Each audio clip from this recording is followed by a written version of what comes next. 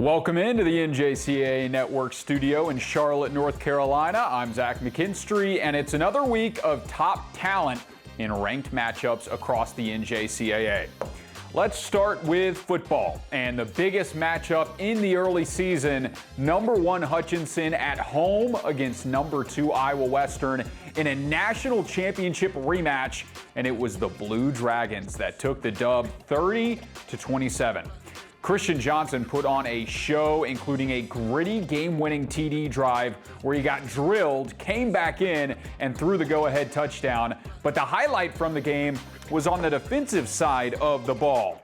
23-20 Iowa Western throws it deep, and a big-time takeaway on the interception. Check out Jonathan Boyd flying in to break it up, and his teammate MJ Graham had a diving one-handed snag to set up the Hutch offense to complete that comeback. Check out the NJCAA YouTube to watch the rest of the highlights from that thriller. Let's move along to another D1 game and a top 5 D1 football upset. #3 Northwest Mississippi was taken down by an unranked EMCC. Georgia State transfer Raj Waldrop had a day with 305 yards through the air, but Gavin Griffin put on a show. 23 carries for 189 yards and 3 rushing touchdowns, which had the Lions out to a 24-0 lead at the half.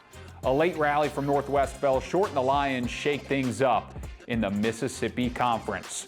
In Division III JUCO football, #2 North Dakota SCS defeated #4 Minnesota West in another good battle that ended 38-20. Talise Clark Jr. ran for 233 yards and 4 touchdowns on a day where the NDSCS QB only threw for 8 yards. On the other side, a completely different story. Minnesota West QB had 429 pass yards, but came up short in the second half as the Wildcats outscored them 24-0 in the final 30 minutes. In D1 volleyball, how about we give Salt Lake CC some love? The Bruins hosted the SLCC Invitational, and this was their week. 3-1 win over Missouri State West Plains, a comeback tiebreaker set win over #1 Miami-Dade, a sweep over Eastern Wyoming, and then a sweep over #10 Trinity Valley. The Bruins are red hot. They jumped 6 spots in the rankings this week to #6 in the country. More ranked volleyball in Division III as #2 Sandhills and #3 Minnesota West needed 5 sets to get by ranked Rochester and Caldwell Tech. Let's move along to Division I men's soccer. On Saturday, a statement win for Lewis and Clark, who poured in 3 goals in the first half to beat #2 Indian Hills.